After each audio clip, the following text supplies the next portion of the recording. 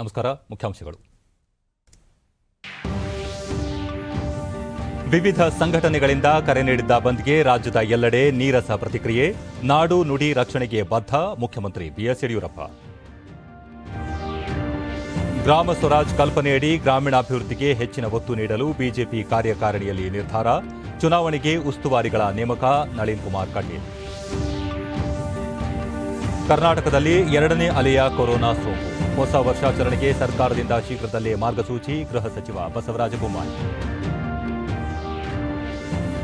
ಪ್ರಧಾನಿ ನರೇಂದ್ರ ಮೋದಿ ನೇತೃತ್ವದಲ್ಲಿ ಹಲವು ರೈತಪರ ಕಾರ್ಯಕ್ರಮ ಜಾರಿ. ಕೃಷಿಕರ ಹಿತ ಕಾಪಾಡಲು ಬದ್ಧ ಸಚಿವ ನರೇಂದ್ರ ಸಿಂಗ್ ತೋಮರ್. ವಾರ್ತೆಗಳ ವಿವರ.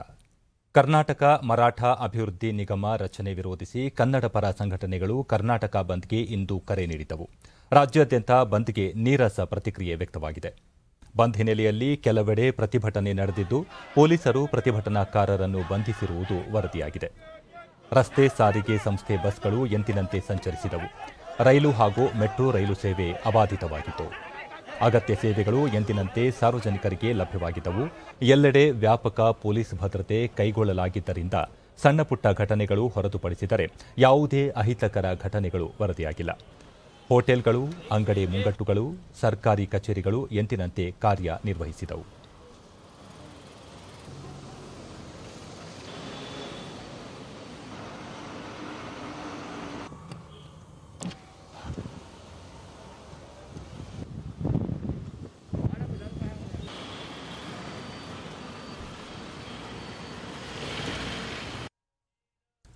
ಮುಖ್ಯಮಂತ್ರಿ ಬಿಎಸ್ ಯಡಿಯೂರಪ್ಪ ಪ್ರತಿಕ್ರಿಯೆ ನೀಡಿ, ರಾಜ್ಯ ಸರ್ಕಾರ ಕನ್ನಡ ಪರ ಕೆಲಸಗಳಿಗೆ ಆದ್ಯತೆ ನೀಡಿದ್ದು, ಕನ್ನಡ ಕಾಯಕ ವರ್ಷ ಘೋಷಿಸಲಾಗಿದೆ. ನಾಡು ನುಡಿ ರಕ್ಷಣೆಗೆ ಸರ್ಕಾರ ಬದ್ಧವಾಗಿದೆ. ಯಾವುದೇ ಸಮಸ್ಯೆ ಇದ್ದರೂ ಮಾತುಕತೆಗೆ ಸರ್ಕಾರ ಸಿದ್ಧವಿದೆ ಎಂದು ತಿಳಿಸಿದರು. ಮರಾಠ ಅಭಿವೃದ್ಧಿ ನಿಗಮ ರಚನೆ ವಿರೋಧಿಸಿ ಇಂದು ಕೆಲ ಸಂಘಟನೆಗಳು ಕರೆ ನೀಡಿದ್ದ ಕರ್ನಾಟಕ ಬಂದ್ ಸಂಪೂರ್ಣ ವಿಫಲವಾಗಿದೆ ಎಂದು ಮಹಿಳಾ ಮತ್ತು ಮಕ್ಕಳ ಕಲ್ಯಾಣ ಇಲಾಖೆ ಸಚಿವೆ ಶಶಿಕಲಾ ಜೊಲ್ಲೆ ಬೆಳಗಾವಿಯಲ್ಲಿ ಇಂದು ತಿಳಿಸಿದ್ದಾರೆ. ಸುದ್ದಿಗಾರರೊಂದಿಗೆ ಅವರು, ಸರ್ಕಾರವು ಮರಾಠ ಅಭಿವೃದ್ಧಿ ನಿಗಮವನ್ನು ಯಾವುದೇ ಒಂದು ಪ್ರಾಂತ್ಯಕ್ಕೆ ಸೀಮಿತವಾಗಿ ರಚಿಸಿಲ್ಲ. ಹಿಂದುಳಿದ ವರ್ಗದ ಪಟ್ಟಿಯಲ್ಲಿ ಸೇರಿಸಲಾಗಿರುವ ಮರಾಠಿಗರ ಸಮುದಾಯದ ಅಭಿವೃದ್ಧಿಗಾಗಿ ಈ ನಿಗಮವನ್ನು ರಚಿಸಿದೆ ಎಂದರು. ಮರಾಠ ಸಮುದಾಯದಲ್ಲೂ ಸಹ ಆರ್ಥಿಕವಾಗಿ, ಶೈಕ್ಷಣಿಕವಾಗಿ, ಸಾಮಾಜಿಕವಾಗಿ ಹಿಂದುಳಿದವರು ಇದ್ದಾರೆ. ಇವರ ಶ್ರೇಯೋಭಿವೃದ್ಧಿಗೆ ನಿಗಮವು ಕಾರ್ಯನಿರ್ವಹಿಸಲಿದೆ ಎಂದು ತಿಳಿಸಿದರು. ಮರಾಠಿ ಮಾತಾಡುವಂಥ ಭಾಷಿಕರಿಗೋಸ್ಕರ ಅಲ್ಲ, ಮರಾಠಿ ಸಮಾಜಕ್ಕೋಸ್ಕರ ಅಂತ ಮಾಡಿರೋದು. ಅಲ್ಲೂ ಕೂಡ ಅನೇಕ ಜನ ಶೈಕ್ಷಣಿಕವಾಗಿ, ಸಾಮಾಜಿಕವಾಗಿ, ಆರ್ಥಿಕವಾಗಿ ಹಿಂದುಳಿದವರು ಇರೋದ್ರಿಂದ ಅಲ್ಲಿ ಕೂಡ ಅಭಿವೃದ್ಧಿ ಸಾಧನೆ ಆಗಬೇಕು ಅನ್ನುವಂಥ ಉದ್ದೇಶವನ್ನು ಇಟ್ಕೊಂಡು ಸನ್ಮಾನ್ಯ ಮುಖ್ಯಮಂತ್ರಿಗಳು ಅದನ್ನು ಮಾಡಿದರು. ಅದಕ್ಕೆ ವಿರೋಧ ಪಕ್ಷದವರು ಏನೇ ರಾಜಕೀಯ ಬಣ್ಣ ಕೊಟ್ಟರೂ ಕೂಡ ಇವತ್ತು ಆ ಕಾರ್ಯ ವಿಫಲವಾಗಿರೋದ್ರಿಂದ, ಇವತ್ತು ಬಂದ್ ವಿಫಲ ಆಗಿರೋದ್ರಿಂದ ಜನ ಯಾರೂ ಕೂಡ ಅವ್ರ ಜೊತೆಗಿಲ್ಲ. ಅದು ಒಳ್ಳೆಯ ಸಂದೇಶವನ್ನು ಇವತ್ತು ಕೊಡ್ತಾ ಇದೆ ಅಂತಕ್ಕಂಥದ್ದನ್ನು ನಾನು ಹೇಳಬೇಕು. ಗ್ರಾಮ ಸ್ವರಾಜ್ ಪರಿಕಲ್ಪನೆಯಡಿ ಗ್ರಾಮೀಣಾಭಿವೃದ್ಧಿ ಮತ್ತು ಗ್ರಾಮ ಪಂಚಾಯಿತಿ ಚುನಾವಣೆಯಲ್ಲಿ ಸ್ಥಳೀಯ ಕಾರ್ಯಕರ್ತರಿಗೆ ಹೆಚ್ಚಿನ ಅವಕಾಶ ಕಲ್ಪಿಸಲು ಬಿಜೆಪಿ ಕಾರ್ಯಕಾರಿಣಿಯಲ್ಲಿ ನಿರ್ಧರಿಸಲಾಯಿತು ಎಂದು ಬಿಜೆಪಿ ರಾಜ್ಯಾಧ್ಯಕ್ಷ ನಳಿನ್ ಕುಮಾರ್ ಕಟೀಲ್ ತಿಳಿಸಿದ್ದಾರೆ. 2 ದಿನ ನಡೆದ ಬಿಜೆಪಿ ಕಾರ್ಯಕಾರಿಣಿ ಸಭೆಯ ಬಳಿಕ ಸುದ್ದಿಗೋಷ್ಠಿಯಲ್ಲಿ ಮಾತನಾಡಿದ ಅವರು, ಕರ್ನಾಟಕ ಸಮಗ್ರ ಅಭಿವೃದ್ಧಿಗೆ ಕಾರ್ಯಯೋಜನೆ ರೂಪಿಸುವ ಕುರಿತು ಚರ್ಚಿಸಲಾಯಿತು. ವಿಧಾನಸಭೆ ಮತ್ತು ಲೋಕಸಭೆ ಉಪಚುನಾವಣೆಗೆ ಪ್ರಭಾರಿಗಳ ನೇಮಕ ಮಾಡುವ ಕುರಿತು ಚರ್ಚಿಸಿ ಉಸ್ತುವಾರಿಗಳನ್ನು ನೇಮಕ ಮಾಡಲಾಗಿದೆ ಎಂದರು. ಲವ್ ಜಿಹಾದ್, ಗೋಹತ್ಯೆ ನಿಷೇಧ ಕಾಯ್ದೆ ಜಾರಿಗೆ ತರಲು ಸಭೆಯಲ್ಲಿ ನಿರ್ಣಯ ಕೈಗೊಳ್ಳಲಾಗಿದೆ. ಈ ಸಂಬಂಧ ಅಧಿವೇಶನದಲ್ಲಿ ಚರ್ಚಿಸಲು ತೀರ್ಮಾನ ಕೈಗೊಳ್ಳಲಾಯಿತು. ಈ ಕುರಿತು ಮುಖ್ಯಮಂತ್ರಿ ಕಾಯ್ದೆಯ ರೂಪುರೇಷೆಗಳು ಹಾಗೂ ಅದರ ಜಾರಿ ಕುರಿತು ಅಂತಿಮ ನಿರ್ಧಾರ ಕೈಗೊಳ್ಳಲಿದ್ದಾರೆ ಎಂದರು. ಈ ಮಧ್ಯೆ ಪ್ರಶ್ನೆಯೊಂದಕ್ಕೆ ಉತ್ತರಿಸಿದ ಅವರು, ಮುಖ್ಯಮಂತ್ರಿ ಬಿಎಸ್ ಯಡಿಯೂರಪ್ಪ ಸಂಪುಟ ವಿಸ್ತರಣೆ ಕುರಿತು ಸೂಕ್ತ ತೀರ್ಮಾನ ಕೈಗೊಳ್ಳಲಿದ್ದಾರೆ ಎಂದರು. ಪಕ್ಷದ ಶಾಸಕರು, ಸಂಸದರು ಸರ್ಕಾರದ ವಿರುದ್ಧ ಹೇಳಿಕೆ ನೀಡುವುದು ಸರಿಯಲ್ಲ. ಈ ಕುರಿತು ಸುದೀರ್ಘವಾಗಿ ಕೋರ್ ಕಮಿಟಿ ಸಭೆಯಲ್ಲಿ ಚರ್ಚೆ ನಡೆಸಿದ್ದು, ಮುಂದಿನ ದಿನಗಳಲ್ಲಿ ಇಂತಹ ಹೇಳಿಕೆಗಳನ್ನು ನೀಡದಂತೆ ಸೂಚಿಸಲಾಗಿದೆ ಎಂದರು. ಮಲೆನಾಡು, ಕರಾವಳಿ ಜಿಲ್ಲೆಗಳಲ್ಲಿ ಬಹಳ ಆತಂಕದ ವಿಷಯ ಆಗಿದೆ. ಮತಧರ್ಮಕ್ಕಿಂತ ಹೆಚ್ಚು ಪ್ರೀತಿ ಪ್ರಣಯದ ಹೆಸರಿನಲ್ಲಿ ಆಗತಕ್ಕಂಥ ಅಕ್ರಮಗಳು, ಅನ್ಯಾಯಗಳು ಇದು ಬಹಳ ಜಾಸ್ತಿ ಆಗಿದೆ. ಅದಕ್ಕೋಸ್ಕರ ಇದನ್ನು ಕಡಿವಾಣ ಹಾಕಬೇಕು ಅಂತ ಹೇಳೋ ಕಾರಣಕ್ಕೋಸ್ಕರ ಈ ಬಿಲ್ ಅಂತ ತರೋದಕ್ಕೆ ಇವತ್ತು ನಿರ್ಣಯ ತಗೊಂಡಿದ್ದೇವೆ. ಸರ್ಕಾರ ತೀರ್ಮಾನ ಮಾಡುತ್ತೆ. ಮುಖ್ಯಮಂತ್ರಿಗಳು ಮತ್ತು ನಮ್ಮ ರಾಷ್ಟ್ರೀಯ ಅಧ್ಯಕ್ಷರು ಅದಕ್ಕೆ ಚರ್ಚೆ ಮಾಡಿಕೊಂಡು ಸಮಯಾವಕಾಶ ನೋಡ್ಕೊಂಡು ಮಾಡ್ತಾರೆ. ಯಾವುದೇ ರೀತಿಯ ಗೊಂದಲ ಮಾಡುವಂಥ ಅವಶ್ಯಕತೆಗಳು ಯಾರಿಗೂ ಇಲ್ಲ. ಯಾರ್ಯಾರು ಇರಬೇಕು ಅಂತಕ್ಕಂಥ ಚರ್ಚೆ ಆಗುತ್ತೆ. ಆ ನಂತರ ನಮ್ಮ ಕೋರ್ ಕಮಿಟಿಯಲ್ಲಿ ಚರ್ಚೆ ಆಗುತ್ತೆ. ಆದ ನಂತರ ಒಂದು ತೀರ್ಮಾನಕ್ಕೆ ನಾವು ಯಾವುದೇ ಶಾಸಕರು ಯಾವುದೇ ಹೇಳಿಕೆಗಳನ್ನು ಕೊಡಬಾರದು. ಪಾರ್ಟಿ ಎಲ್ಲ ವಿಚಾರಗಳಿಗೆ ಯಾವುದೇ ಭಾವನೆಗಳಿದ್ರೆ ಅದಕ್ಕೆ ನಾವು ಸ್ಪಂದಿಸ್ತೇವೆ ಅನ್ನುವಂಥದ್ದು ಹೇಳಿದ್ದೇವೆ. ಮತ್ತು ಅದನ್ನು ಮೀರಿದರೆ ಶಿಸ್ತು ಕ್ರಮಗಳನ್ನು ಅನಿವಾರ್ಯವಾಗಿ ಪಾರ್ಟಿ ತಗೊಳ್ಳುತ್ತೆ. ಮಾನ್ಯ ರಾಜ್ಯಾಧ್ಯಕ್ಷರು ಇದಕ್ಕೂ ಮುನ್ನ ಕಾರ್ಯಕಾರಿಣಿ ಸಭೆಯಲ್ಲಿ ಅರುಣ್ ಸಿಂಗ್ ಕೋವಿಡ್-19 ಸಾಂಕ್ರಾಮಿಕ ಹೊರತಾಗಿಯೂ ರಾಜ್ಯ ಬಿಜೆಪಿ ಸರ್ಕಾರವು ಜನರ ಆಶೋತ್ತರಗಳಿಗೆ ಸ್ಪಂದಿಸಿ ಕಾರ್ಯನಿರ್ವಹಿಸುತ್ತಿದೆ. ಹಲವು ಜನಪರ ಕಾರ್ಯಕ್ರಮಗಳನ್ನು ಸಹ ರೂಪಿಸಿದೆ ಎಂದು ತಿಳಿಸಿದ್ದಾರೆ. 2 ದಿನಗಳ ಕಾಲ ಹಮ್ಮಿಕೊಳ್ಳಲಾಗಿದ್ದ ಕಾರ್ಯಕಾರಿಣಿಯಲ್ಲಿ ಮುಖ್ಯಮಂತ್ರಿ ಬಿಎಸ್ ಯಡಿಯೂರಪ್ಪ, ರಾಜ್ಯಾಧ್ಯಕ್ಷ ನಳಿನ್ ಕುಮಾರ್ ಕಟೀಲ್, ರಾಜ್ಯ ಉಸ್ತುವಾರಿ ಅರುಣ್ ಸಿಂಗ್, ಕೇಂದ್ರ ಸಚಿವ ಪ್ರಹ್ಲಾದ್ ಜೋಶಿ, ರಾಷ್ಟ್ರೀಯ ಕಾರ್ಯದರ್ಶಿ ಸಿಟಿ ರವಿ ಸೇರಿದಂತೆ ಹಲವು ಹಿರಿಯ ಮುಖಂಡರು ಭಾಗವಹಿಸಿದ್ದರು.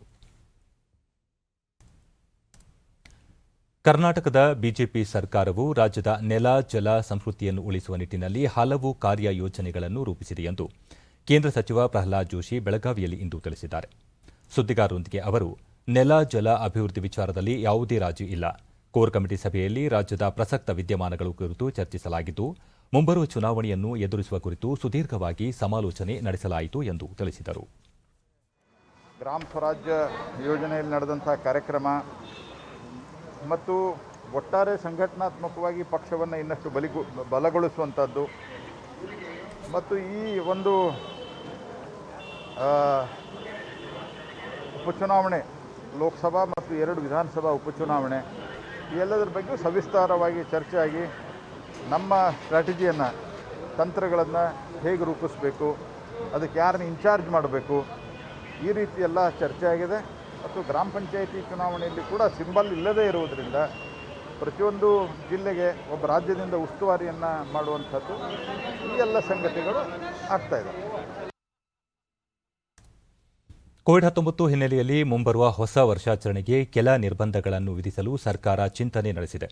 ಈ ಕುರಿತು ಶೀಘ್ರದಲ್ಲೇ ಮುಖ್ಯಮಂತ್ರಿ ನೇತೃತ್ವದಲ್ಲಿ ಉನ್ನತ ಮಟ್ಟದ ಸಭೆ ನಡೆಸಲಾಗುವುದು ಎಂದು ಗೃಹ ಸಚಿವ ಬಸವರಾಜ ಬೊಮ್ಮಾಯಿ ತಿಳಿಸಿದ್ದಾರೆ. ಬೆಳಗಾವಿಯಲ್ಲಿ ಇಂದು ಸುದ್ದಿಗಾರರೊಂದಿಗೆ ಮಾತನಾಡಿದ ಅವರು, ಹೊಸ ವರ್ಷಾಚರಣೆ ಸಂದರ್ಭದಲ್ಲಿ ಜನಸಂದಣಿ ಉಂಟಾಗುವ ಸಾಧ್ಯತೆಗಳಿದ್ದು, ಈ ಸಂದರ್ಭದಲ್ಲಿ ಕೊರೋನಾ ಸೋಂಕು ಹರಡುವ ನಿರೀಕ್ಷೆ ಇದೆ. ಈ ಹಿನ್ನೆಲೆಯಲ್ಲಿ ಆರೋಗ್ಯ ಸಚಿವರು ಮತ್ತು ಹಿರಿಯ ವೈದ್ಯಾಧಿಕಾರಿಗಳೊಂದಿಗೆ ಚರ್ಚಿಸಲು ನಿರ್ಧರಿಸಲಾಗಿದೆ ಎಂದು ತಿಳಿಸಿದರು. ಸೋಂಕಿನ 2ನೇ ಅಲೆ ರಾಜ್ಯದಲ್ಲಿ ಆರಂಭವಾಗಿದೆ. ಜನರು ಮುಂಜಾಗ್ರತೆ ವಹಿಸಿ ತಮ್ಮ ಸುರಕ್ಷತೆಗೆ ಆದ್ಯತೆ ನೀಡಬೇಕು. ರಾತ್ರಿ ಕರ್ಫ್ಯೂ ವಿಧಿಸುವ ಬಗ್ಗೆ ಸರ್ಕಾರದ ಮುಂದೆ ಯಾವುದೇ ಪ್ರಸ್ತಾಪವಿಲ್ಲ ಎಂದು ತಿಳಿಸಿದರು.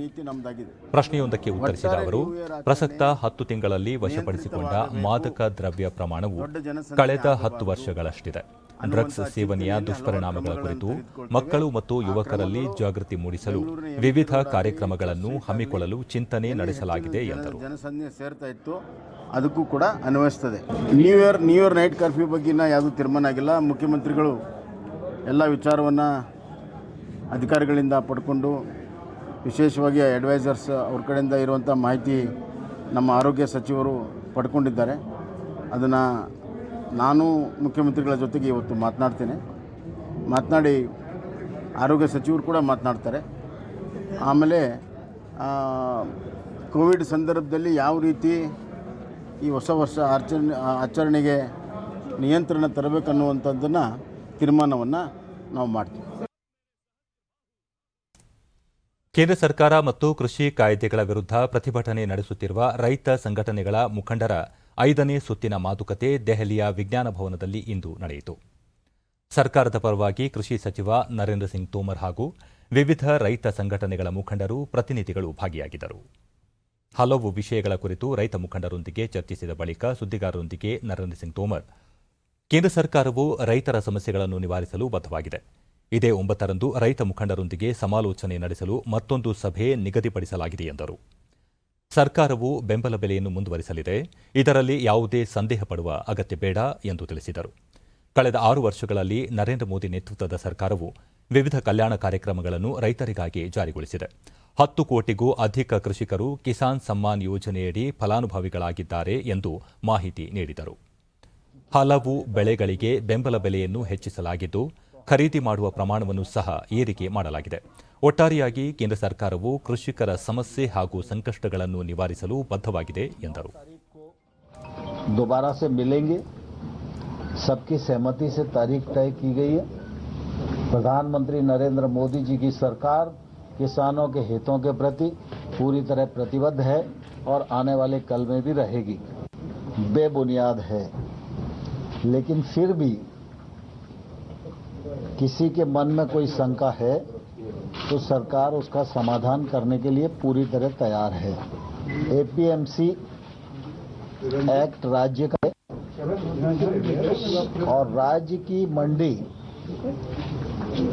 को किसी भी प्रकार से प्रभावित करने का इरादा न तो हमारा है और न ही कानूनी रूप से वो प्रभावित होती है। सर्दी का सीजन है, कोविड का संकट है, इसलिए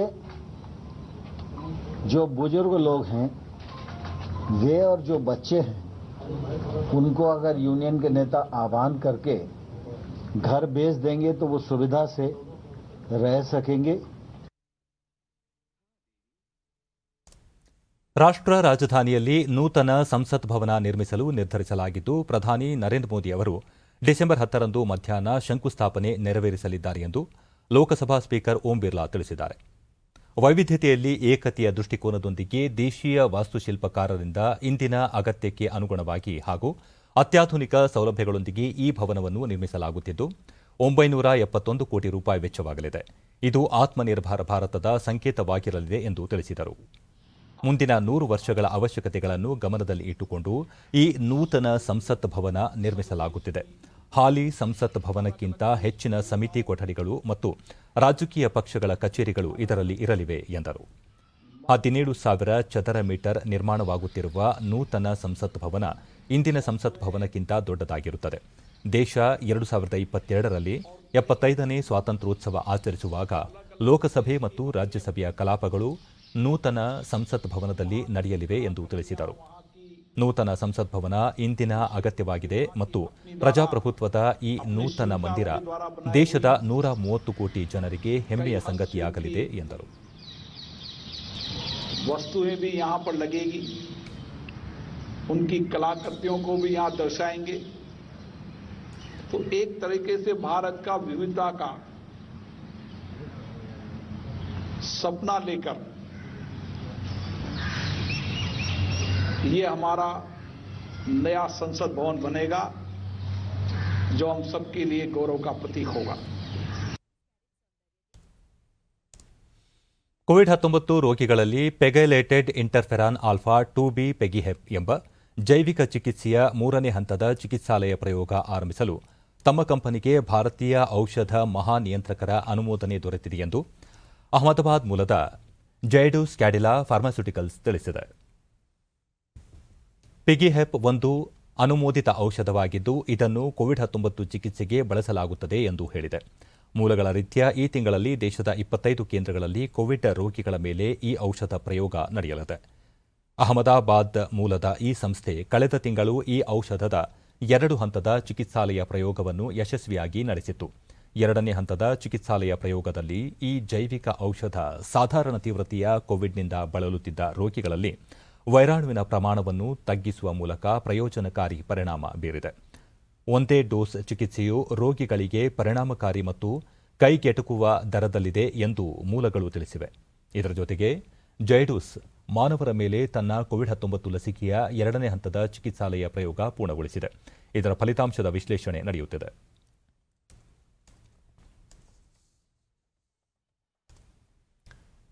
ಈಗ ಜಾಹೀರಾತು, ನಂತರ ವಾರ್ತಾ ಪ್ರಸಾರ ಮುಂದುವರಿಯುವುದು.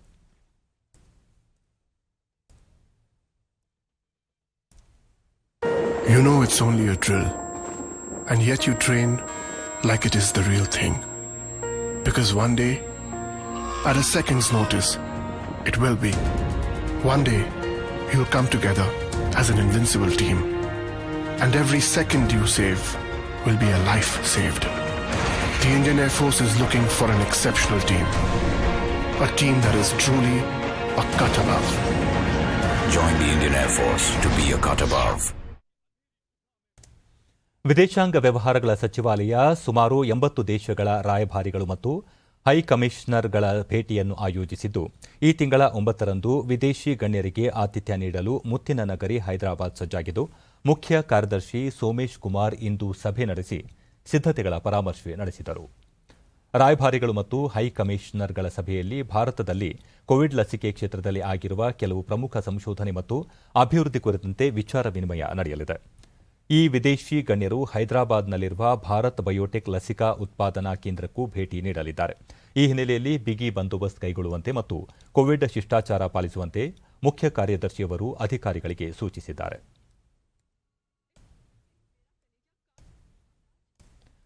ರಾಜ್ಯದಲ್ಲಿ ಇಂದು ಹೊಸದಾಗಿ 1,325 ಮಂದಿಗೆ ಕೋವಿಡ್ ಪ್ರಕರಣಗಳು ದೃಢಪಟ್ಟಿದ್ದು, ಇದರೊಂದಿಗೆ ಒಟ್ಟು ಸೋಂಕು ಪ್ರಕರಣಗಳ ಸಂಖ್ಯೆ 8,91,685ಕ್ಕೆ ಏರಿಕೆಯಾಗಿದೆ. ಇಂದು 1,400 ಮಂದಿ ಆಸ್ಪತ್ರೆಯಿಂದ ಬಿಡುಗಡೆಯಾಗಿದ್ದು, ಇದುವರೆಗೂ ಗುಣಮುಖರಾದವರ ಸಂಖ್ಯೆ 8,54,861ಕ್ಕೆ ತಲುಪಿದೆ. ಇಂದು 12 ಮಂದಿ ಸಾವನ್ನಪ್ಪಿದ್ದು, ಮೃತಪಟ್ಟವರ ಸಂಖ್ಯೆ 11,846ಕ್ಕೆ ಏರಿಕೆಯಾಗಿದೆ. ಸದ್ಯ ರಾಜ್ಯದಲ್ಲಿ 24,959 ಸಕ್ರಿಯ ಪ್ರಕರಣಗಳು ಇವೆ. 278 ಮಂದಿ ರಾಜ್ಯದ ವಿವಿಧ ಆಸ್ಪತ್ರೆಗಳಲ್ಲಿ ತೀವ್ರ ನಿಗಾ ಘಟಕದಲ್ಲಿ ಚಿಕಿತ್ಸೆ ಪಡೆಯುತ್ತಿದ್ದಾರೆ. 1,04,032 ಮಂದಿಗೆ ಪರೀಕ್ಷೆ ನಡೆಸಿದ್ದು, ಇದುವರೆಗೂ 1,13,13,924 ಮಂದಿಗೆ ಕೊರೋನಾ ಪರೀಕ್ಷೆ ನಡೆಸಲಾಗಿದೆ ಎಂದು ಆರೋಗ್ಯ ಮತ್ತು ಕುಟುಂಬ ಕಲ್ಯಾಣ ಇಲಾಖೆ ತಿಳಿಸಿದೆ. ಬೆಂಗಳೂರಿನಲ್ಲಿ ಇಂದು 709 ಮಂದಿಗೆ ಸೋಂಕು ತಗುಲಿದ್ದು, ಒಟ್ಟು ಸೋಂಕು ಪ್ರಕರಣಗಳ ಸಂಖ್ಯೆ 3,73,219ಕ್ಕೆ ಏರಿಕೆಯಾಗಿದೆ. ಇಂದು 786 ಮಂದಿ ಆಸ್ಪತ್ರೆಯಿಂದ ಬಿಡುಗಡೆಯಾಗಿದ್ದು, ಇದುವರೆಗೂ ಗುಣಮುಖರಾದವರ ಸಂಖ್ಯೆ 3,49,929ಕ್ಕೆ ಏರಿಕೆಯಾಗಿದೆ. ಸದ್ಯ 19,185 ಸಕ್ರಿಯ ಪ್ರಕರಣಗಳು ಇವೆ. ಬೆಂಗಳೂರಿನಲ್ಲಿ 6 ಮಂದಿ ಮೃತಪಟ್ಟಿರುವುದು ಸೇರಿದಂತೆ ಒಟ್ಟಾರೆ 4,176 ಮಂದಿ ಸಾವನ್ನಪ್ಪಿದ್ದಾರೆ. ವಿವಿಧ ಜಿಲ್ಲೆಗಳಲ್ಲಿ ವರದಿಯಾಗಿರುವ ಪ್ರಕರಣಗಳ ವಿವರ ಇಂತಿದೆ.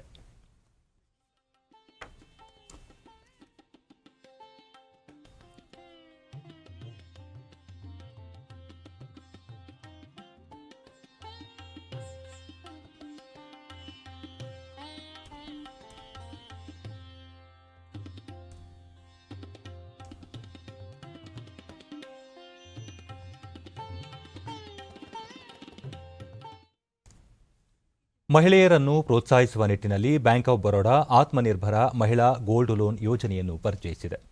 ಬೆಂಗಳೂರಿನಲ್ಲಿ ವರ್ಚುವಲ್ ವೇದಿಕೆ ಮೂಲಕ ಬ್ಯಾಂಕ್ ಆಫ್ ಬರೋಡಾದ ಕಾರ್ಯನಿರ್ವಾಹಕ ನಿರ್ದೇಶಕ ವಿಕ್ರಮಾದಿತ್ಯ ಸಿಂಗ್ ಕಿಚ್ಚಿ ಯೋಜನೆಗೆ ಚಾಲನೆ ನೀಡಿದರು.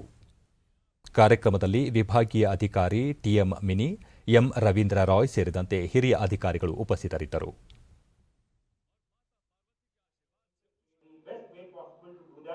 ಬಳಿಕ ವಿಕ್ರಮಾದಿತ್ಯ ಸಿಂಗ್ ಕಿಚ್ಚಿ ಮಹಿಳೆಯರು ಸ್ವಯಂ ಉದ್ಯೋಗ ಕಲ್ಪಿಸಿಕೊಳ್ಳಲು ಹಾಗೂ ತಮ್ಮ ಅಗತ್ಯಗಳನ್ನು ಪೂರೈಸಿಕೊಳ್ಳಲು ಕಡಿಮೆ ಬಡ್ಡಿದರದಲ್ಲಿ ಬಂಗಾರದ ಮೇಲೆ ಸಾಲ ಸೌಲಭ್ಯ ಯೋಜನೆಯನ್ನು ಜಾರಿಗೊಳಿಸಲಾಗಿದೆ. ಇದರಿಂದ ಮಹಿಳೆಯರು ಸ್ವಾವಲಂಬಿ ಬದುಕು ರೂಪಿಸಿಕೊಳ್ಳಲು ಸಹಕಾರಿಯಾಗಲಿದೆ ಎಂದು ತಿಳಿಸಿದರು.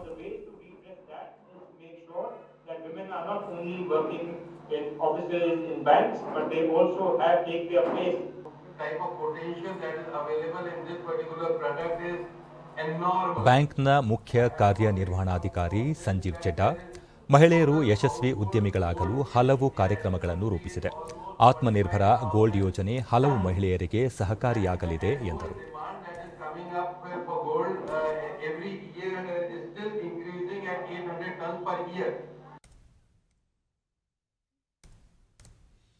ಭಾರತದಲ್ಲಿ ಕ್ಷಯ ರೋಗವನ್ನು 2025ರ ವೇಳೆಗೆ ತೊಡೆದು ಹಾಕಲು ಕೇಂದ್ರ ಹಾಗೂ ರಾಜ್ಯ ಸರ್ಕಾರಗಳು ಹಲವು ಕಾರ್ಯಕ್ರಮಗಳನ್ನು ರೂಪಿಸಿವೆ.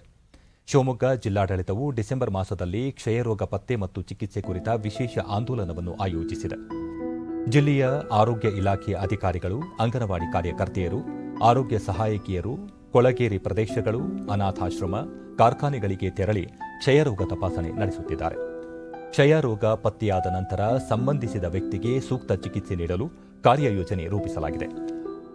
ರೋಗಿಯು ಪೌಷ್ಟಿಕಾಂಶಯುಕ್ತ ಆಹಾರ ಸೇವಿಸಲು ಪ್ರತಿ ತಿಂಗಳು 500 ರೂಪಾಯಿಯನ್ನು ಜಮೆ ಮಾಡಲಾಗುತ್ತಿದೆ.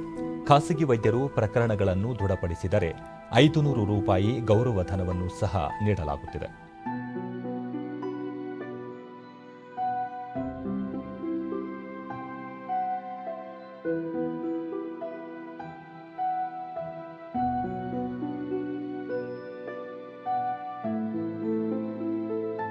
ಡಿಡಿ ನ್ಯೂಸ್ನೊಂದಿಗೆ ಜಿಲ್ಲಾ ಕ್ಷಯರೋಗ ನಿಯಂತ್ರಣ ಕೇಂದ್ರದ ವೈದ್ಯಾಧಿಕಾರಿ ಡಾಕ್ಟರ್ ದಿನೇಶ್ ಕ್ಷಯರೋಗ ಪತ್ತೆ ಹಚ್ಚಲು ಜಿಲ್ಲಾದ್ಯಂತ ಆಶಾ ಕಾರ್ಯಕರ್ತೆಯರನ್ನು ಒಳಗೊಂಡ ತಂಡ ರಚಿಸಲಾಗಿದೆ. ಈ ತಂಡಗಳು ಆಯ್ದ ಪ್ರದೇಶಗಳಿಗೆ ತೆರಳಿ ಕ್ಷಯರೋಗ ತಪಾಸಣೆ ನಡೆಸುತ್ತಿವೆ ಎಂದು ತಿಳಿಸಿದರು. ಜಾಸ್ತಿ ಕೆಮ್ಮು ಅಥವಾ ಸಂಜೆ ವೇಳೆ ಜ್ವರ ಇಂಥ ಪ್ರಕರಣಗಳಿದ್ದಲ್ಲಿ ಅವರಿಂದ ಕಫವನ್ನು ಸಂಗ್ರಹಿಸಿ ಈ ಕಫಲೇಪನಗಳನ್ನು ಸಿಬಿನೆಟ್ ಮೆಷಿನ್ನಲ್ಲಿ ನಾವು ಪರೀಕ್ಷಿಸಿ ಅಂಥ ಪ್ರಕರಣಗಳು ಕ್ಷಯರೋಗ ಪತ್ತೆ ಕಂಡುಬಂದಲ್ಲಿ ಅಂಥವರಿಗೆ ಕ್ಷಯರೋಗ ನಿರ್ವಹಣಾ ಘಟಕದಿಂದ ಉಚಿತವಾಗಿ ಚಿಕಿತ್ಸೆ ನೀಡಲಾಗುತ್ತದೆ. ವೈದ್ಯ ಡಾಕ್ಟರ್ ಶ್ರೀಧರ್, ಆರೋಗ್ಯ ಇಲಾಖೆಯ ಅಧಿಕಾರಿಗಳು ಮನೆ ಮನೆಗೆ ಭೇಟಿ ನೀಡಿ ರೋಗ ಪತ್ತೆ ಹಚ್ಚುವ ಕಾರ್ಯ ಮಾಡುತ್ತಿವೆ ಎಂದರು. ಸೊ ನಾವು ಒಂದೊಂದು PHCಯಲ್ಲಿ ಆಶಾ ಕಾರ್ಯಕರ್ತರು, ನಮ್ಮ ಆರೋಗ್ಯ ಸಿಬ್ಬಂದಿಯವರು, ಅಂಗನವಾಡಿ ಕಾರ್ಯಕರ್ತರು ಎಲ್ಲರೂ ಸೇರಿ ಸೊ ತಂಡಗಳಿಂದ ವಿಸಿಟ್ ಮಾಡಿ ಸೊ ಮನೆಗೆ ಸೊ ಯಾರಿಗೆ TB ಸಿಂಪ್ಟಮ್ಸ್ ಇದೆ ಅಂತೇಳಿ ಸೊ ಅವರು ಆಸ್ಪತ್ರೆಗೆ ಸೇವಾ ವಲಯಕ್ಕೆ ಬರದಲ್ಲೇ ನಾವೇ ಸೇವಾ ವಲಯನೇ ಸೊ ಮನೆ ಬಾಗಿಲಿಗೆ ಬಂದು ನಾವೇ ಬೇಗ ಪತ್ತೆ ಹಚ್ಚಿ ಚಿಕಿತ್ಸೆ ಕೊಡಲಿಕ್ಕೆ ಈ ಥರ ಮಾಡ್ತಾ ಇದ್ದೀವಿ. ಆರೋಗ್ಯ ಸಹಾಯಕಿ ಅನ್ನಪೂರ್ಣ, ಕೊಳಚೆ ಪ್ರದೇಶಗಳು ಸೇರಿದಂತೆ ಬಡವರ್ಗದ ಕುಟುಂಬಗಳು ವಾಸಿಸುವ ಬಡಾವಣೆಗಳಿಗೆ ಹೆಚ್ಚು ಭೇಟಿ ನೀಡಿ ಆ ಪ್ರದೇಶದಿಂದ ಕಫದ ಮಾದರಿಗಳನ್ನು ಸಂಗ್ರಹಿಸುತ್ತಿದ್ದೇವೆ ಎಂದು ತಿಳಿಸಿದರು. ಏನಾದರೂ ಸಿಂಪ್ಟಮ್ಸ್ ಇದೆ ಅಂತ ಕೇಳಿ ಕಫದ ಸ್ಯಾಂಪಲ್ಗಳನ್ನು ಕಲೆಕ್ಟ್ ಮಾಡ್ತಾ ಇದ್ದಾರೆ. ಕರ್ನಾಟಕನ ಒಟ್ಟು ಕ್ಷಯ ನಿರ್ಮೂಲನೆ ಮಾಡಬೇಕು ಅನ್ನೋದು ಸರ್ಕಾರದ ಉದ್ದೇಶ ಆಗಿದೆ. ಹಿರಿಯ ಆರೋಗ್ಯ ಸಹಾಯಕಿ ಉದಯ ಚಂದ್ರಿಕಾ, ಕ್ಷಯರೋಗ ತಪಾಸಣೆಗಾಗಿ ತಮ್ಮ ತಂಡವು ಭೇಟಿ ನೀಡಿದಾಗ ಕ್ಷಯರೋಗದ ಕುರಿತು ಜಾಗೃತಿ ಮೂಡಿಸುತ್ತಿದ್ದೇವೆ ಎಂದರು. ಇದರ ಬಗ್ಗೆ ನಾವು ಜಿಲ್ಲಾ ಆರೋಗ್ಯ ಸಹಾಯಕಿ ಮತ್ತು ಆಶಾ ಕಾರ್ಯಕರ್ತೆಯರು ಮನೆ ಭೇಟಿ ನೀಡಿ ಇದರ ಬಗ್ಗೆ ಮಾಹಿತಿಯನ್ನು ನೀಡ್ತಾ ಇದ್ದೀವಿ. ಇದಕ್ಕೆ ಜನರು ಸಹ ಸ್ಪಂದಿಸ್ತಾ ಇದ್ದಾರೆ. ಸ್ತ್ರೀಶಕ್ತಿ ಸ್ವಸಹಾಯ ಸಂಘಗಳ ವಹಿವಾಟನ್ನು ಕೋಲಾರ ಮತ್ತು ಚಿಕ್ಕಬಳ್ಳಾಪುರ ಜಿಲ್ಲೆಯಲ್ಲಿ ಡಿಜಿಟಲೀಕರಣಗೊಳಿಸಲಾಗುತ್ತಿದೆ. ಜಿಲ್ಲೆಗಳ ವ್ಯಾಪ್ತಿಯಲ್ಲಿರುವ 24,000 ಸ್ತ್ರೀಶಕ್ತಿ ಸ್ವಸಹಾಯ ಸಂಘಗಳ ಸಂಪೂರ್ಣ ವಹಿವಾಟನ್ನು ಕಂಪ್ಯೂಟರೀಕರಣಗೊಳಿಸಲಾಗುತ್ತಿದ್ದು ಪಾರದರ್ಶಕತೆಗೆ ಹೆಚ್ಚಿನ ಒತ್ತು ನೀಡಲಾಗಿದೆ. ಮೊದಲ ಹಂತದಲ್ಲಿ 7,300 ಸಂಘಗಳ ಮಾಹಿತಿಯನ್ನು ದಾಖಲೀಕರಣ ಮಾಡಲಾಗುತ್ತಿದೆ. ಇದರಿಂದ ಸಂಘದ ಸದಸ್ಯರು ಸುಲಭವಾಗಿ ಸಾಲ ಸೌಲಭ್ಯ ಪಡೆಯಲು ಸಹಕಾರಿಯಾಗಿದೆ. ಜೊತೆಗೆ ಮೊಬೈಲ್ ಮತ್ತು ಕಂಪ್ಯೂಟರ್ ಮೂಲಕ ತಮ್ಮ ಸಂಘಗಳು ಮತ್ತು ಸದಸ್ಯ ಮಾಹಿತಿಯನ್ನು ಸಹ ಪಡೆಯಬಹುದಾಗಿದೆ.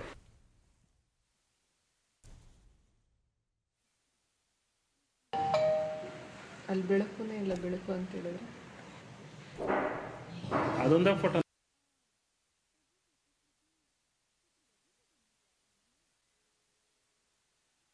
ಹಸು ತಗೊಂಡು ಬಳಸ್ಕೊಂಡು ಡಿಡಿ ನ್ಯೂಸ್ನೊಂದಿಗೆ ಚಿನ್ನಾಪುರ ನಿವಾಸಿ ನಾರಾಯಣಮ್ಮ, ಬ್ಯಾಂಕ್ನಿಂದ 1 ಲಕ್ಷ ರೂಪಾಯಿ ಸಾಲ ಪಡೆದು ಪಶುಸಂಗೋಪನೆ ಆರಂಭಿಸಿದ್ದೇನೆ. ಸಂಘದ ವಹಿವಾಟನ್ನು ಡಿಜಿಟಲೀಕರಣ ಮಾಡುತ್ತಿರುವುದರಿಂದ ಮುಂದಿನ ದಿನಗಳಲ್ಲಿ ಮತ್ತೊಮ್ಮೆ ಸಾಲ ಪಡೆಯಲು ಸಹಕಾರಿಯಾಗಲಿದೆ ಎಂದರು. ಅದು 2 ರೂಪಾಯಿ ಬಡ್ಡಿ ಹಂಗೆ ಬಿಡ್ತಾ ಇದ್ರಿ. ಆಮೇಲೆ ಉಳಿತಾಯ ಮಾಡಿಕೊಂಡು ನಬಾರ್ಡ್ ಅವರು ಬಂದರು. ನಬಾರ್ಡ್ ಅವರು ಬರೋದನ್ನು ನಾವು ಕೇಳಿದ್ರಿ, ಸರ್ ಇದು ಈ 50,000 ಹಸು ಬರೋದಿಲ್ಲ ಅಂತ ಕೇಳೋದನ್ನು. ಆಮೇಲೆ 1 ಲಕ್ಷ ರೂಪಾಯಿ ಕೇಳಿದ್ರಿ, 1 ಲಕ್ಷ ರೂಪಾಯಿ ಕೊಟ್ಟರು. ನಮ್ಮ ಹೆಸರು ರಾಧಾ ಅಂತ ಹೇಳ್ಬಿಟ್ಟು ನಮ್ದು ಸ್ತ್ರೀ ಶಕ್ತಿ ಸಂಘದ ಮತ್ತೋರ್ವ ಸದಸ್ಯೆ ರಾಧಾ, ಮಕ್ಕಳ ಶಿಕ್ಷಣಕ್ಕಾಗಿ ಸಾಲ ಪಡೆದಿದ್ದೇನೆ. ಭವಿಷ್ಯದಲ್ಲಿ ಸಾಲ ಪಡೆಯಲು ಡಿಜಿಟಲೀಕರಣ ವ್ಯವಸ್ಥೆ ಅನುಕೂಲವಾಗಲಿದೆ ಎಂದರು. ಒಬ್ಬೊಬ್ರು 50,000 ತಗೊಂಡ್ವಿ. ನಾನು 50,000 ತಗೊಂಡು ನನ್ನ ಮಗಳು ಎಜುಕೇಷನ್ಗೆ ಅಂತ ಹೇಳ್ಬಿಟ್ಟು ಹಾಕಿದ್ದೀನಿ. ಈಗ ನನ್ನ ಮಗಳು ಅಗ್ರಿಕಲ್ಚರ್ BSc ಹಾಸನದಲ್ಲಿ ಮಾಡ್ತಾ ಇದ್ದಾಳೆ. ಒಂದು ವ್ಯಾಪಾರದಲ್ಲಿ ತೊಡ್ಕೊಂಡು ಕೋಲಾರ ನಗರದ ನರ್ಮದಾ ಪತ್ತಿನ ಸಹಕಾರ ಸಂಘದ ಅಧ್ಯಕ್ಷರಾದ ಅರುಣಾ, ತಮ್ಮ ಸಂಘದಲ್ಲಿ 250 ಸದಸ್ಯರಿದ್ದು DCC ಮತ್ತು ನಬಾರ್ಡ್ ಬ್ಯಾಂಕ್ನಿಂದ ಹಲವರು ಸಾಲ ಪಡೆದಿದ್ದಾರೆ. ಇವರುಗಳ ಮಾಹಿತಿಯನ್ನು ಡಿಜಿಟಲೀಕರಣ ಮಾಡುತ್ತಿದ್ದೇವೆ. ಇದರಿಂದ ಪಾರದರ್ಶಕತೆಯನ್ನು ಕಾಪಾಡಲು ಸಹಕಾರಿಯಾಗಲಿದೆ ಎಂದು ತಿಳಿಸಿದರು. ಇವತ್ತು DCC ಬ್ಯಾಂಕ್ ಇರೋದ್ರಿಂದಾಗಿ ನಮ್ಮ ಎಲ್ಲ ಹೆಣ್ಣು ಮಕ್ಕಳಿಗೆ ಇವತ್ತು ಅನುಕೂಲಕರವಾಗಿದೆ. DCC ಬ್ಯಾಂಕ್ನ ಮುಖ್ಯ ಕಾರ್ಯನಿರ್ವಹಣಾಧಿಕಾರಿ ಎಂ ರವಿ, ಸ್ತ್ರೀ ಶಕ್ತಿ ಸಂಘಗಳ ಮಾಹಿತಿ ಹಾಗೂ ಅವುಗಳು ನಡೆಸುತ್ತಿರುವ ವಹಿವಾಟನ್ನು ಕಂಪ್ಯೂಟರೀಕರಣಗೊಳಿಸಲಾಗುತ್ತಿದೆ. ಈ ವ್ಯವಸ್ಥೆ ಜಾರಿಯಿಂದ ಸಂಘದ ಸದಸ್ಯರು ಸುಲಭವಾಗಿ ಸಾಲ ಪಡೆಯಲು ಸಾಧ್ಯವಾಗಲಿದೆ ಎಂದು ಮಾಹಿತಿ ನೀಡಿದರು. ಸೊ ಈಗ ಮುಂದೆ ಏನಾಗ್ತದೆ ಅಂದರೆ ಇದೆಲ್ಲವನ್ನು ಸಹ ಮಾರ್ಪಡಿಸಿ ತತ್ಕ್ಷಣಕ್ಕೆ ಅವ್ರಿಗೆ ಏನು ಮಾಹಿತಿ ಬೇಕು ಎಲ್ಲವೂ ಸಹ ಆನ್ಲೈನಲ್ಲೇ ಸಿಗೋ ಥರ ಅವ್ರಿಗೆ ತುಂಬ ಸುಲಭವಾಗಿ ಎಲ್ಲ ಮಾಹಿತಿಗಳು ಸಿಗೋ ಥರ ನಂತರ ಬದಲಾದಂಥ ಒಂದು ಪರಿಸ್ಥಿತಿಯಲ್ಲಿ ಉಂಟಾಗ್ತದೆ ಅಂತ. ಸಮುದ್ರ ತೀರ ಪ್ರದೇಶದ ದಂಡೆಗಳು ಪ್ರವಾಸಿಗರಿಗೆ ಅಚ್ಚುಮೆಚ್ಚಿನ ತಾಣ. ಉದ್ಯಾನವನ, ಸಮುದ್ರದೊಂದಿಗಿನ ಮಾನವನ ಬಾಂಧವ್ಯ ಸೇರಿದಂತೆ ಹಲವು ಪ್ರತಿಕೃತಿಗಳು ಸಮುದ್ರ ದಂಡೆಗೆ ಮತ್ತಷ್ಟು ಮೆರಗು ನೀಡುತ್ತವೆ ಎಂದರೆ ತಪ್ಪಾಗಲಾರದು. ಪ್ರವಾಸಿಗರ ಸಂತಸವನ್ನು ಮತ್ತಷ್ಟು ಇಮ್ಮಡಿಗೊಳಿಸಲು ಹಲವು ಅಭಿವೃದ್ಧಿ ಕಾರ್ಯಗಳನ್ನು ಕೈಗೆತ್ತಿಕೊಳ್ಳಲಾಗಿದೆ. ಉಡುಪಿ ಜಿಲ್ಲೆಯ ಮಲ್ಪೆ ಸೀವಾಗ್ ಬಳಿ ಇತ್ತೀಚೆಗೆ ನೂತನವಾಗಿ ನಿರ್ಮಿಸಿರುವ ಬಯಲು ರಂಗಮಂದಿರ, ಉದ್ಯಾನವನ ಮತ್ತು ಮಾನವ ನಿರ್ಮಿತ ಪ್ರತಿಕೃತಿಗಳು ಪ್ರವಾಸಿಗರನ್ನು ಕೈಬೀಸಿ ಕರೆಯುತ್ತಿವೆ. ಇಳಿ ಸಂಜೆಯಲ್ಲಿ ಸೂರ್ಯಾಸ್ತದ ಜೊತೆಗೆ ಬೃಹದಾಕಾರದ ಮೀನು, ಮರಳಿನಲ್ಲಿ ಅರಳಿರುವ ಕಲೆಗಳು, ಬೆಸ್ತರು ಮೀನುಗಾರಿಕೆಗೆ ತೆರಳುತ್ತಿರುವ ಪ್ರತಿಕೃತಿಗಳು ಆಕರ್ಷಣೀಯವಾಗಿವೆ. ಪ್ರವಾಸಿಗ ದಯಾಕರ್ ಮಲ್ಪೆಯ ಸೀವಾಗ್ ಉದ್ಯಾನವನದಲ್ಲಿ ನಿರ್ಮಿಸಲಾಗಿರುವ ರಂಗಮಂದಿರ ಮತ್ತು ಉದ್ಯಾನವನವು ಆಕರ್ಷಣೀಯವಾಗಿದ್ದು, ಸಾಂಸ್ಕೃತಿಕ ಕಾರ್ಯಕ್ರಮಗಳನ್ನು ಆಯೋಜಿಸಲು ಇದೊಂದು ಅತ್ಯುತ್ತಮ ಸ್ಥಳವಾಗಿದೆ ಎಂದರು. ಸುತ್ತಮುತ್ತ ನೋಡಿದೆ, ತುಂಬಾ ಚೆನ್ನಾಗಿದೆ. ದೂರದಿಂದ ಬರುವವರೆಗೂ ಇನ್ನೂ ಹೆಚ್ಚು ಒಂದು ಬೀಚಿಗಿಂತಲೂ ಒಳ್ಳೆಯ ರೀತಿಯಲ್ಲಿ ಸಮಯ ಕಳಲಿಕ್ಕೆ ಮಕ್ಕಳಿಗೆ ಮತ್ತೆ ಹಿರಿಯರಿಗೆಲ್ಲ ಮನಸ್ಸಿಗೊಂದು ನೆಮ್ಮದಿ ಆಗ್ತದೆ. ಇಲ್ಲಿ ಈಗ ಹೊಸ ಉದ್ಯಾನವನ ಮತ್ತೆ ಮತ್ತೋರ್ವ ಪ್ರವಾಸಿಗ ನೂತನ್ ಕುಮಾರ್, ಸಮುದ್ರ ದಡದಲ್ಲಿ ಮಕ್ಕಳು ಆಟವಾಡುವುದು ವಿಶೇಷ. ಇಲ್ಲಿ ನಿರ್ಮಿಸಲಾಗಿರುವ ಹಲವು ಕಲಾಕೃತಿಗಳು ಮಕ್ಕಳ ಸಂತಸವನ್ನು ಇಮ್ಮಡಿಗೊಳಿಸುತ್ತಿವೆ ಎಂದರು. ತುಂಬಾ ಉದ್ಯಾನವನ ಹಾಗೆ ತುಂಬಾ ವೆರೈಟಿಗಳು ನೋಡ್ಲಿಕ್ಕೆ ಸಿಗ್ತದೆ. ಎಲ್ಲರೂ ಬನ್ನಿ, ಎಂಜಾಯ್ ಮಾಡಿ ನಮ್ಮ ಮಲ್ಪೆ ಸೀವಾಕುವೆಯನ್ನ.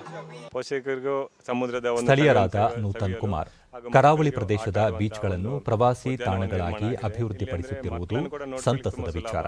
ಇದರಿಂದ ಸ್ಥಳೀಯ ಮಟ್ಟದಲ್ಲಿ ಉದ್ಯೋಗಾವಕಾಶಗಳು ದೊರೆಯುತ್ತವೆ ಎಂದು ಅಭಿಪ್ರಾಯಪಟ್ಟರು. ಸ್ಯಾಂಡ್ ಸ್ಕಲ್ಪ್ಚರ್, ಸ್ಯಾಂಡ್ ಆರ್ಟ್ ಕೂಡ ಮಾಡಿದ್ದೇವೆ. ಈ ಒಂದು ಮರಳು ಶಿಲ್ಪದಲ್ಲಿ ಮಕ್ಕಳು ಅದನ್ನು ನೋಡಿ ಅದೇ ರೀತಿಯ ಮಾದರಿಯನ್ನು ರಚಿಸಲು ಪ್ರಯತ್ನಿಸಬಹುದು.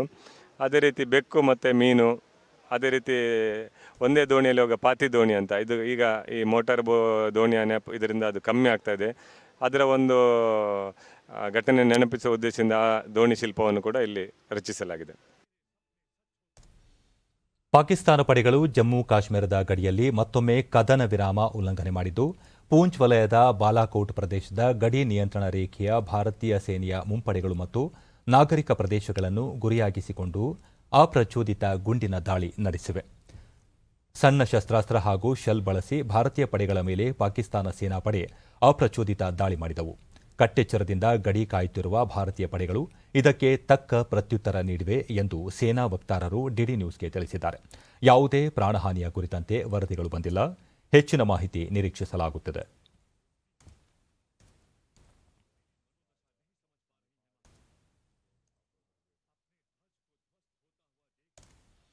ಆಸ್ಟ್ರೇಲಿಯಾ ಪ್ರವಾಸದಲ್ಲಿರುವ ಭಾರತ ಕ್ರಿಕೆಟ್ ತಂಡ ನಾಳೆ ಸಿಡ್ನಿಯಲ್ಲಿ ಆತಿಥೇಯ ತಂಡದ ವಿರುದ್ಧ 2ನೇ ಟಿ20 ಕ್ರಿಕೆಟ್ ಪಂದ್ಯ ಆಡಲಿದೆ. ನಿನ್ನೆ ಕ್ಯಾನ್ಬೆರಾದಲ್ಲಿ ನಡೆದ ಪ್ರಥಮ ಟಿ20 ಪಂದ್ಯದ ವೇಳೆ ತಲೆಗೆ ಪೆಟ್ಟು ಬಿದ್ದಿರುವ ಕಾರಣ ಆಲ್ರೌಂಡರ್ ರವೀಂದ್ರ ಜಡೇಜಾ ಸರಣಿಯಿಂದ ಹೊರಗುಳಿದಿದ್ದು, ಅವರ ಬದಲಿಗೆ ವೇಗದ ಬೌಲರ್ ಶಾರ್ದೂಲ್ ಠಾಕೂರ್ ತಂಡ ಸೇರಿದ್ದಾರೆ. 3 ಪಂದ್ಯಗಳ ಟಿ20 ಸರಣಿಯಲ್ಲಿ ಕ್ಯಾನ್ಬೆರಾದಲ್ಲಿ ನಿನ್ನೆ ನಡೆದ ಮೊದಲ ಪಂದ್ಯದಲ್ಲಿ ಭಾರತ ತಂಡ 11 ರನ್ಗಳಿಂದ ಜಯಗಳಿಸಿ ಸರಣಿಯಲ್ಲಿ 1-0 ಮುನ್ನಡೆ ಸಾಧಿಸಿದೆ. ನಾಳೆ ನಡೆಯುವ ಪಂದ್ಯ ಗೆಲ್ಲುವ ಮೂಲಕ ಟಿ20 ಸರಣಿ ಕೈವಶಪಡಿಸಿಕೊಂಡು ಏಕದಿನ ಅಂತಾರಾಷ್ಟ್ರೀಯ ಸರಣಿಯ ಸೋಲಿನ ಸೇಡು ತೀರಿಸಿಕೊಳ್ಳಲು ಭಾರತ ತಂಡ ಕಾತರಿಸುತ್ತಿದೆ. 3ನೇ ಟಿ20 ಪಂದ್ಯ ಡಿಸೆಂಬರ್ 8ರಂದು ಸಿಡ್ನಿಯಲ್ಲಿ ನಡೆಯಲಿದೆ. ಭಾರತ ಹಾಗೂ ಆಸ್ಟ್ರೇಲಿಯಾ ಕ್ರಿಕೆಟ್ ತಂಡಗಳು ಈ ಪ್ರವಾಸದ ವೇಳೆ 4 ಟೆಸ್ಟ್ ಪಂದ್ಯಗಳನ್ನಾಡಲಿದ್ದು, ಪ್ರಥಮ ಟೆಸ್ಟ್ ಅಡಿಲೇಡ್ನಲ್ಲಿ ಡಿಸೆಂಬರ್ 17ರಿಂದ ಆರಂಭವಾಗಲಿದೆ. ಕೊನೆಯಲ್ಲಿ ಮತ್ತೊಮ್ಮೆ ಮುಖ್ಯಾಂಶಗಳು. ವಿವಿಧ ಸಂಘಟನೆಗಳಿಂದ ಕರೆ ನೀಡಿದ್ದ ಬಂದ್ಗೆ ರಾಜ್ಯದ ಎಲ್ಲೆಡೆ ನೀರಸ ಪ್ರತಿಕ್ರಿಯೆ. ನಾಡು ನುಡಿ ರಕ್ಷಣೆಗೆ ಬದ್ಧ ಮುಖ್ಯಮಂತ್ರಿ ಬಿಎಸ್ ಯಡಿಯೂರಪ್ಪ. ಗ್ರಾಮ ಸ್ವರಾಜ್ ಕಲ್ಪನೆಯಡಿ ಗ್ರಾಮೀಣಾಭಿವೃದ್ಧಿಗೆ ಹೆಚ್ಚಿನ ಒತ್ತು ನೀಡಲು ಬಿಜೆಪಿ ಕಾರ್ಯಕಾರಿಣಿಯಲ್ಲಿ ನಿರ್ಧಾರ. ಚುನಾವಣೆಗೆ ಉಸ್ತುವಾರಿಗಳ ನೇಮಕ, ನಳಿನ್ ಕುಮಾರ್ ಕಟೀಲ್. ಕರ್ನಾಟಕದಲ್ಲಿ 2ನೇ ಅಲೆಯ ಕೊರೋನಾ ಸೋಂಕು. ಹೊಸ ವರ್ಷಾಚರಣೆಗೆ ಸರ್ಕಾರದಿಂದ ಶೀಘ್ರದಲ್ಲೇ ಮಾರ್ಗಸೂಚಿ. ಗೃಹ ಸಚಿವ ಬಸವರಾಜ ಬೊಮ್ಮಾಯಿ. ಪ್ರಧಾನಿ ನರೇಂದ್ರ ಮೋದಿ ನೇತೃತ್ವದಲ್ಲಿ ಹಲವು ರೈತಪರ ಕಾರ್ಯಕ್ರಮ ಜಾರಿ. ಕೃಷಿಕರ ಹಿತ ಕಾಪಾಡಲು ಬದ್ಧ ಸಚಿವ ನರೇಂದ್ರ ಸಿಂಗ್ ತೋಮರ್. ನಮ್ಮ ವಾರ್ತಾ ಪ್ರಸಾರವನ್ನು ನೀವು ಡಿಡಿ ಚಂದನ ನ್ಯೂಸ್ ಯೂಟ್ಯೂಬ್ ಚಾನೆಲ್ನಲ್ಲೂ ವೀಕ್ಷಿಸಬಹುದು. ಇಲ್ಲಿಗೆ ಇಂದಿನ ವಾರ್ತಾ ಪ್ರಸಾರ ಮುಕ್ತಾಯವಾಯಿತು. ಸತ್ಯ, ಸಮರ್ಥ, ಸಂಪೂರ್ಣ ಸುದ್ದಿಗಾಗಿ ವೀಕ್ಷಿಸಿ ಚಂದನ ವಾರ್ತೆ.